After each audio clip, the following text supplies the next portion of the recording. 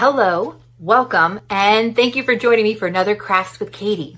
Today we're going to be searching for ghosts.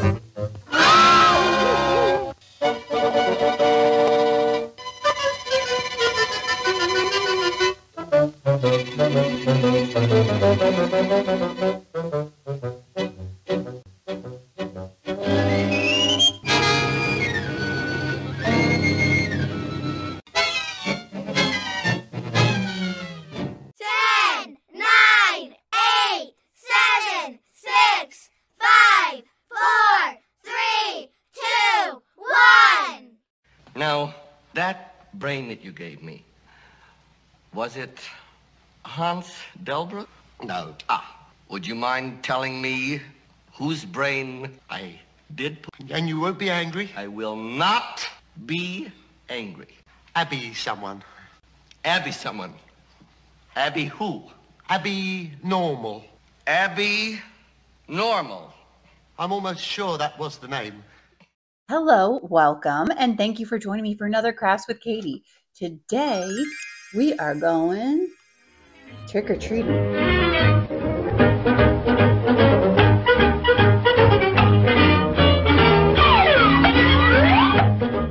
Step 1. Color in the neighborhood. I'm using purple, green, orange, and black, and a little sneaky blue. But you can use any colors you wish when decorating your neighborhood. Next, carefully cut along the large dotted lines around the edge of the map. Then roll the map into a cylinder lengthwise, tucking the bottom layer underneath and making sure the two roads are aligned. Then, tape together. Grab a sheet of transparent material. I'm reusing the packaging from a recent purchase. Cut your piece of transparent paper to be 2 inches wide and longer than the circumference of your cylinder. Next, tape the ends together to create a ring. Now let's get our trick-or-treaters ready for Halloween by coloring them in and cutting them out. Then tape each one to the paper ring. And slide the paper ring around the cylinder, although you may need to readjust the ring. I had trouble getting mine back on and had to move the tape. But once it's on, you are done and your trick-or-treaters are ready to go on their Halloween adventure.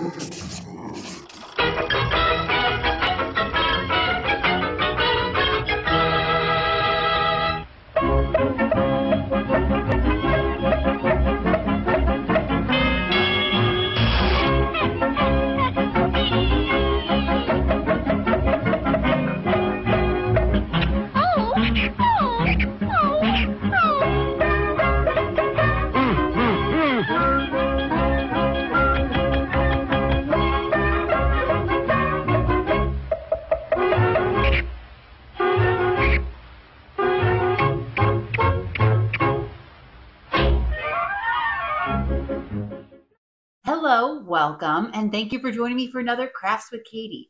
Today we are going for a spin.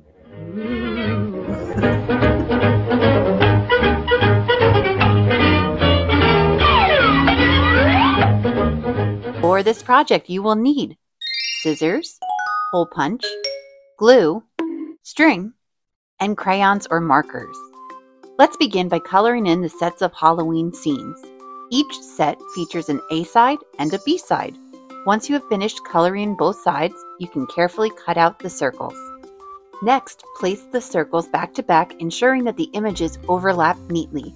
For sets like the cauldron and the pumpkin, it's important that the images are oriented correctly so that when flipped, both sides appear upright. Attach the two pieces together using glue or tape. Next, use a hole punch to create holes on both sides of the circle. Then take two pieces of string and secure them to each side through the holes. I'm opting for a looping method instead of a traditional knot. I fold the string in half to form a loop and pull the ends through. Once your string is secured, you are all set to go for a spin.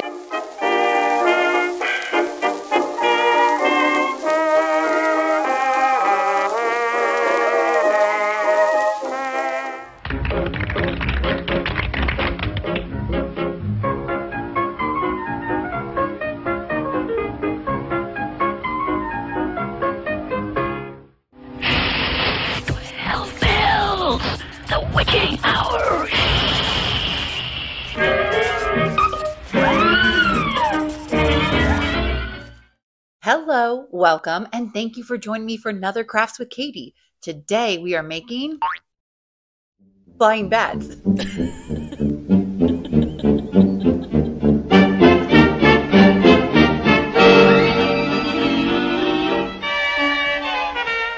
For this project, you will need glue, scissors, and jumbo clothespins. I'm using a hot glue gun, but you can use school glue. Just allow time in between each step for the glue to dry. Step 1.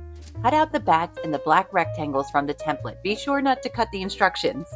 Next, apply glue to the top of the clothespin and position the black rectangle on top. Center it on the paper. Okay, so when I was making that video, I hadn't realized I was putting that black rectangle right up to the edge of the clothespin, which is fine, still great flight motion, but not easy to clip onto anything.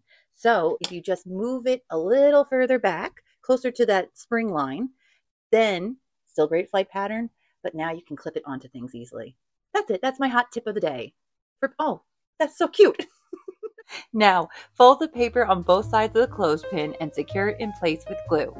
Next, gently bend the bat wings upward, apply glue to the clothespin, and attach the bat body so that the black rectangle is concealed under the wings. Now, with the wings positioned upright, apply a small dab of glue to the edge of the paper, just a tiny amount at the end, and attach it to the underside of the wing. All done!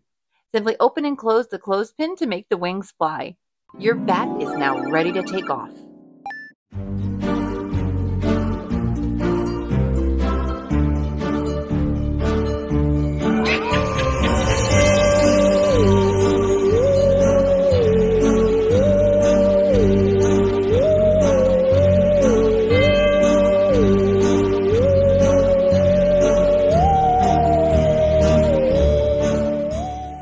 Trick or treat!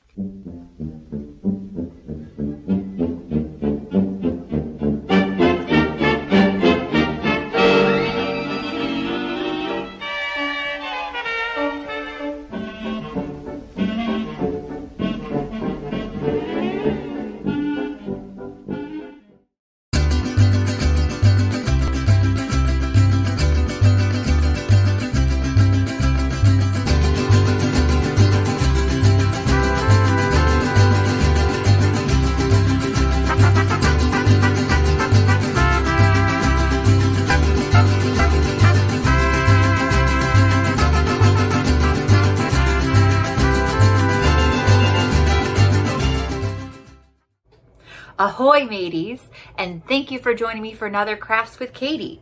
Today we're going to be making our own telescopes.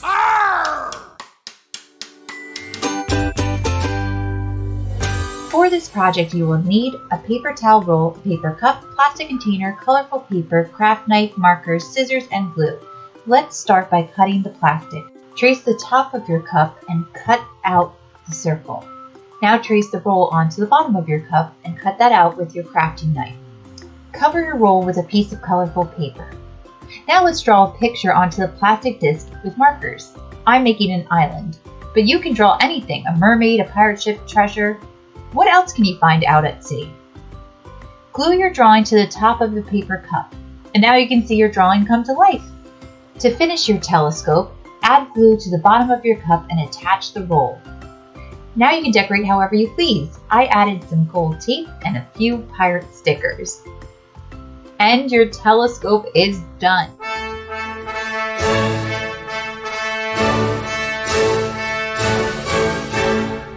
With fast light tread upon a brave we speed, in silence tread, a cautious way we feel.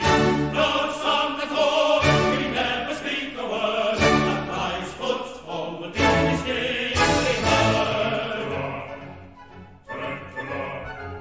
So stealthily the pirate creeps, while all the house of sound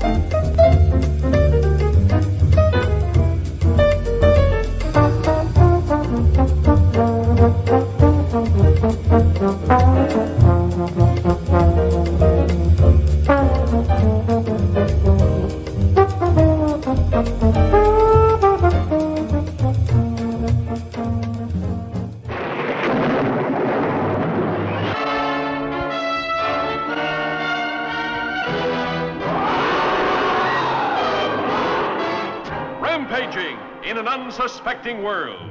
Living creatures from the dawn of time. What havoc will they wreak? What lives will they destroy? What depths of panic and terror will they create?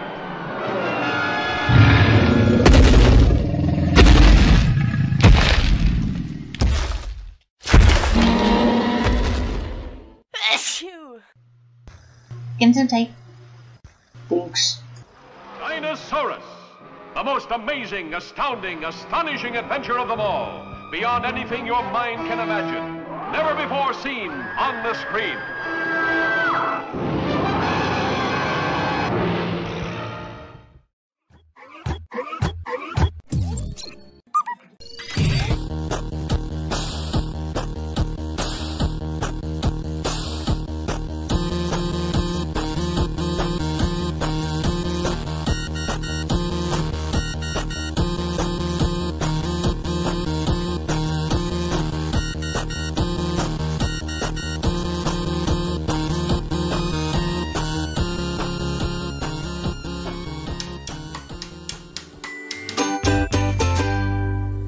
Hello, my crafty friends. This video accompanies the Autumn Suncatcher set, available on the Table Settings My Life Etsy store. Or skip the kit and craft along using your own design. Let's get started. This set comes with many awesome autumn designs, but I'm picking the apple for this video. I'll be using 3 different colors of tissue paper: red, brown, and green. Each Suncatcher design features 2 black outlines, a top and a bottom. You can decide which is which. Take the bottom and add glue to the back. Let's start with the body of the apple, where I'll be using the red tissue paper. Spread glue all around the edge of the body. Next, place a piece of tissue paper that is large enough to cover the area. Be careful not to overlap with the stem or leaf. If it does, simply trim away the excess. Now let's apply glue to the stem of the apple for our brown tissue paper. Tear off a piece of paper slightly larger than the stem and place on top. Repeat these steps using the green tissue paper to create the leaf, trimming away where needed. Once the glue is fairly dry, carefully trim around the edges of the entire apple.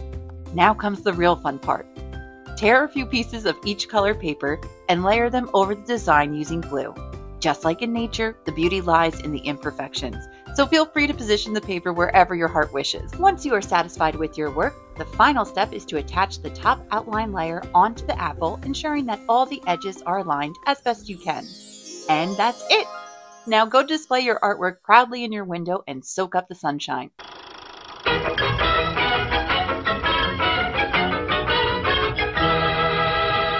Hello, my crafty friends. This video accompanies the Witch's Hat digital download, which you can find on the Table Setting Is My Life Etsy store, or skip the kit and craft along using your own materials. Let's get started. Begin by cutting out the hat and brim from the template. Next, take the hat piece and gently curve it into a cone shape, aligning the edges. Use glue or double-sided tape along the edge to secure it. For the brim of the hat, it is optional to remove the center. I'm not gonna lie, it feels more complete with it removed, more hat-like. So I use the craft knife to remove the center. Now let's attach the cone to the brim. Apply glue or tape to the bottom edge of the cone. Then position it in the center of the brim. Before attaching the place card, be sure to write the name first. Then attach to the hat with glue or double-sided tape. I like to add the bat to the base as a little decorative touch, but that is, again, optional. Be creative. And we are done. I would love to see some of your creations, so please feel free to tag me at Table Setting Is My Life. And if you like this video, don't forget to subscribe for more crafting adventures.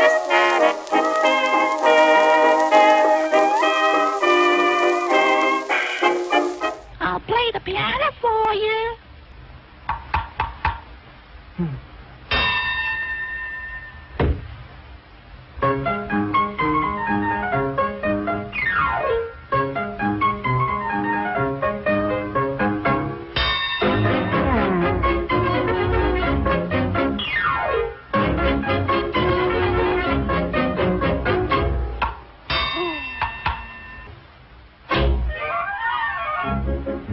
Smarty, smarty, smarty, trying to spoil my party. Don't forget what the teacher taught. You'll be sorry if you get caught. I'm going to tell your mother. See if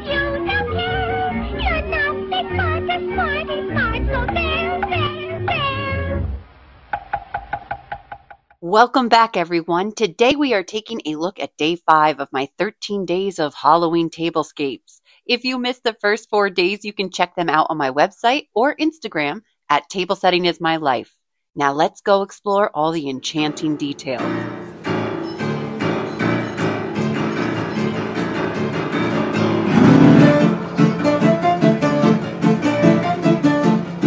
When I asked you all for theme ideas, Witch's Brew came up, which immediately put me in a practical magic mindset because every fall I am in a practical magic mindset. And last year I had made bunting inspired by the movie. So here we are with day 5, A Witch's Apothecary. I went with a rustic orange color scheme to give it a real autumn vibe. My table runner is made from book pages. Such an easy project, especially if you have an old book laying around. I originally made one for the opening night of Merry Wives of Windsor back in 2017. If you love book-themed crafts, definitely go check out my website for more. Running down the center of the table, I used clusters of mini bottles filled with little flowers, autumn leaves, and other witchy ingredients. I made cute apothecary labels, and this printable template is now available as an instant download. That link is in the description. To further the apothecary vibe, I added test tubes to the mix because I can never resist using test tubes as centerpieces. It is always charming. Before Thanksgiving, I'll do another video featuring the dried citrus theme from an old event that I ended up reusing for last year's Thanksgiving, so stay tuned for that. Now, I wanted to add more potion bottles around the room, but my dining room ledge is super tiny. So I designed some printable witch's apothecary jars in the same color scheme, printed them out, and used a bit of foam backing to create different depths. I even snuck in a few mini bottles, though my sister did keep bumping into them, so oops. Anyway, the link is also in the description. Above the jars, I hung my witch's apothecary bunting, which was the inspiration for this whole setup. I just feel like it has a practical magic vibe. Like she's basically running an apothecary, right?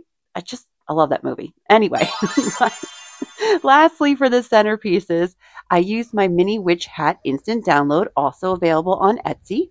I also have a craft tutorial for these, so anybody who wants to do a little DIY and craft along with me, you can use the printable template or your own design. Just check it out. Well, folks, that is it for my Witch's Brew with an apothecary twist. Let me know in the comments what theme you think I should conjure up next. Can't wait to hear your ideas. If you enjoyed this video, don't forget to subscribe for more adventures in crafting.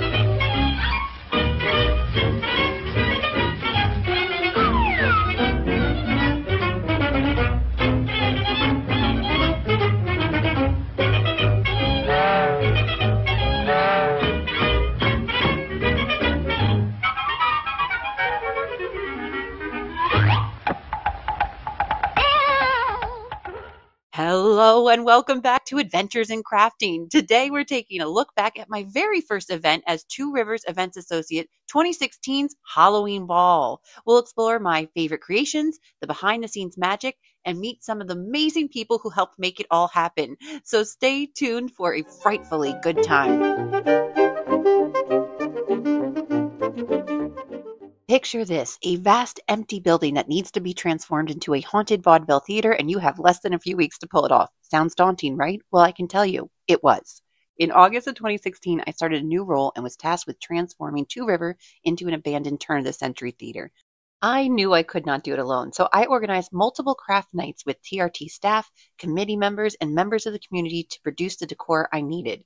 We made a variety of things, including haunting jars with glowing eyes, dramatic candle holders, skeleton centerpieces, and my favorite, packing tape ghosts. If you've ever considered making one of these ghosts, it is absolutely worth it. When illuminated, they are eerily stunning. Photos never do it justice. The craft nights ended up being an awesome experience and helped spread the word about the fall fundraiser. For the theme of abandoned vaudeville theater, I needed to make the space look decrepit. One of the standout elements of the event was a fake decaying wall, complete with open frames and holes for guests to pose in. This wasn't just any wall, it was a labor of fatherly love crafted by none other than the brilliant Bob Benson, aka my dad. The wall wasn't just a prop, it became a centerpiece for the evening, a photo op that everybody wanted to be a part of. His craftsmanship and attention to detail brought the abandoned vaudeville theme to life, making it a major hit with our guests. And bonus, after the Halloween ball, my family moved the wall to my parents' front yard for Halloween and gave a space for me and my sisters to goof around. And now on to the star of the show. To really make it feel like an immersive experience, we wanted to create a new entrance for the theater. The end result was a chilling masterpiece. What can I say? The production department knows how to make an entrance. On the other side of the face was Dancing on the Wrecked stage, and to add to the haunted vaudeville vibe, we put together a reel of old Hollywood horror films and projected them onto the wall behind the bar. Fun fact, that bar was from the set of Pericles. For the rest of the theater, I borrowed as many skeletons as I could, or as many would fit into my car, dressed them up, and arranged them in the audience. To my delightful surprise, I discovered the founders of the theater seated among them at the end of the night. Thank you for going on this crafting journey with me. For more photos and behind-the-scenes stories, visit the website and be sure to subscribe for more adventures.